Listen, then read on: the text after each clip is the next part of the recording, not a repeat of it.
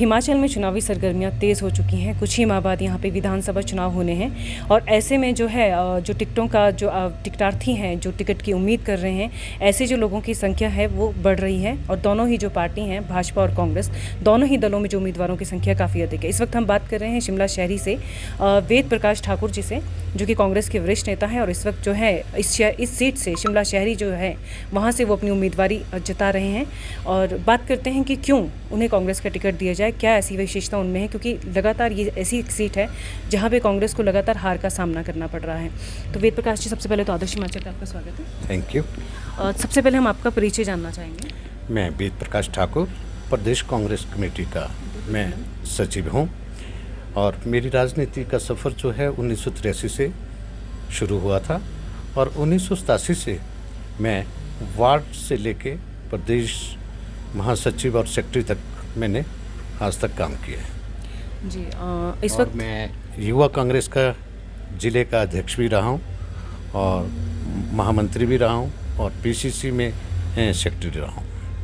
इतना लंबा दौर आपको कांग्रेस के साथ जुड़कर हो चुका है, तो क्या ऐसा रीज़न रहा कि आपको अभी तक टिकट नहीं मिला?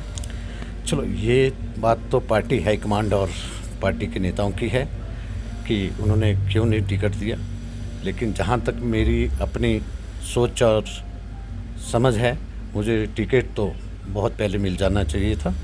मैं काफ़ी लंबे समय से टिकट अप्लाई कर रहा हूँ और कभी मैं दिल्ली नहीं जाता हूँ, कभी मैं किसी लीडर के पास नहीं जाता हूँ कि मैं अपने टिकट की लॉबिंग करूँ। मेरा हमेशा एक ही सोच रही है कि पार्टी मुझे जो मैंने कार्य किए हैं अपनी लाइफ में पार्टी के प्रति, उसके आधार पे और मेरे जो रेपुटेशन है पार्टी के प्रति रहा और जनता के, उसके आधार पे मुझे टिकट मिलना चाहिए और आज भी मैं शख्स दावेदार हूँ। हाँ, लोकतंत्र में टिकट मांगना हर किसी का हक है, उसमें किसी को किसी एक दूसरे से कोई विरोध नहीं होना चाहिए। जिसे टिकट मिले पार्टी विचारधारा के अनुसार मदद करनी चाहिए एक दूसरे की। कांग्रेस इस वक्त जो टिकटों का जो आवंटन है वो कह रही है कि सर्वे के आधार पर होगा, तो क्या सर्वे पर आप खरे उतरेंगे? बिल्कुल, मैं समझता हूँ अगर पार्टी सर्वे करा रही है और ईमानदारी से सर्वे होगा तो मेरा नाम सबसे ऊपर होगा। मैं ये अपने आप को समझता हूँ। लेकिन जो ये वाली सीट है, यहाँ से कांग्रेस के कुछ बहुत बड़े जो कद्दावर नेता हैं वो भी जो टिकट की चाह रख रहे हैं, तो ऐसे में वेद प्रकाश ठाकुर को कितना सफलता मिल पाएगी? मैं समझता हूँ आज जो टिकट मांग रहे हैं तो इन सब से ज़्यादा टिकट भी मैंने अप्लाई किया है। शायद कुछ लोग हैं जो अभी कुछ समय से टिकट मांग रहे हैं, मैं तो 1995 से टिकट मांग रहा हूँ पार्टी से और मैं खड़ा हूँ पार्टी के साथ हमेशा, पहले भी, आज भी और आगे भी खड़ा रहूँगा। पार्टी अगर मुझे टिकट देगी तो मैं दावे से कहता हूँ कि इस सीट को मैं कांग्रेस की झोली में डाल के दूंगा। उसका रीज़न है कि हर कार्यकर्ता, हर नेता कोई घर नहीं बैठेगा, कंधे से कंधा मिला के मेरे साथ काम करेगा और पार्टी को यहाँ से जिताएगी। लगातार जब इलेक्शंस होते हैं तो देखा गया है कि कांग्रेस में गुटबाजी हावी हो जाती है, धड़ों में कांग्रेस बढ़ जाती है, तो ये एक बड़े हार का एक कारण रहता है। तो ऐसे में क्या आपको लगता है कि आपको भी इन सब चीज़ों का सामना करना पड़ सकता है? नहीं, मैं समझता हूँ अगर मुझे पार्टी हाईकमांड टिकट देती है तो कोई भी कार्यकर्ता और नेता घर नहीं बैठेगा, ना ग्रुपिज्म होगा। मेरे साथ हर कार्यकर्ता कोई भी होगा वो चलेगा, क्योंकि मैंने काम ही इसी तरीके से किया और सबको अपने साथ शुरू से आज तक साथ चला हूँ और चलता रहूँगा। और मेरे साथ भी अगर मुझे मौका देगी तो मेरे साथ भी कंधे से कंधा मिला के हर कार्यकर्ता और नेता चलेगी। तो आपने अपना जो दावा है वो पेश कर दिया है नेतृत्व के सामने?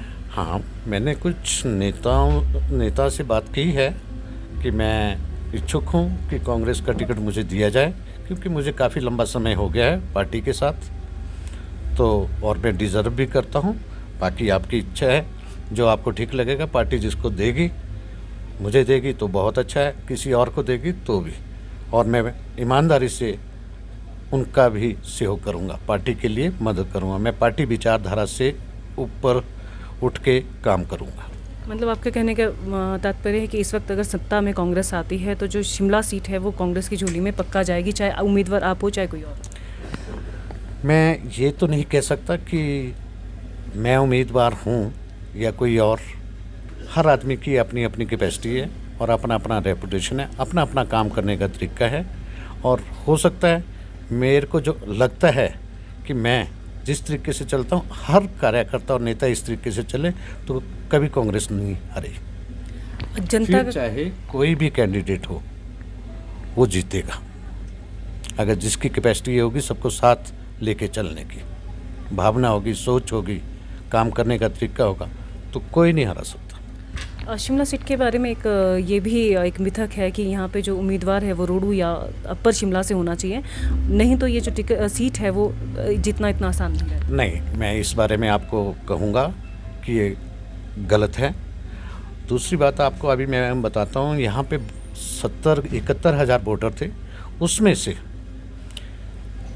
20-22 हज़ार वोटर यहाँ से कट चुके हैं, जो ऊपर के थे, नीचे के थे, कहीं के भी। आज की डेट में शिमला शहर में जो लोकल है वो वोटर है, आउटसाइडर यहाँ पे बहुत कम वोटर है। और यहाँ पे जो कैंडिडेट होना चाहिए वो वैसे भी लोकल होना चाहिए, क्योंकि जो लोकल आदमी काम करते हैं हमेशा क्या होता है, कभी कहीं से आ रहा है, कभी कहीं से आ रहा है, उसको मेरा कहना है कि थोपा भी जाता है। वो मजबूरी होती है कि कार्यकर्ताओं की उनके प्रति काम करने की, पार्टी विचारधारा से जुड़ने की, अन्यथा पर आज की डेट में मैं नहीं समझता कि ये चलेगा। लोकल ही आदमी यहाँ से इलेक्शन जीत सकता है, ये मैं दावे से कह सकता हूँ। तो आप टिकट की उम्मीदवारी कर रहे हैं, किस तरह की आपकी तैयारी है, किस तरह का जनता का सहयोग है?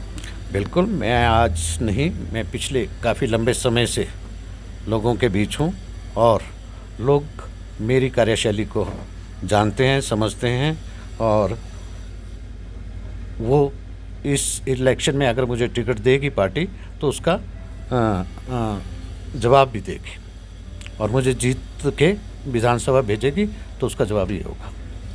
चलिए, हमारी शुभकामना आपके साथ है। ये थे शिमला शहरी से वेद प्रकाश ठाकुर, जो अपनी उम्मीदवारी कांग्रेस की सीट से यहाँ से जता रहे हैं। ये तो आने वाले विधानसभा चुनाव में पता लगेगा कि टिकट किसको मिल पाती है, लेकिन इतना ज़रूर तय है कि विधानसभा चुनाव जो इस बार होंगे वो इतने आसान नहीं रहेंगे।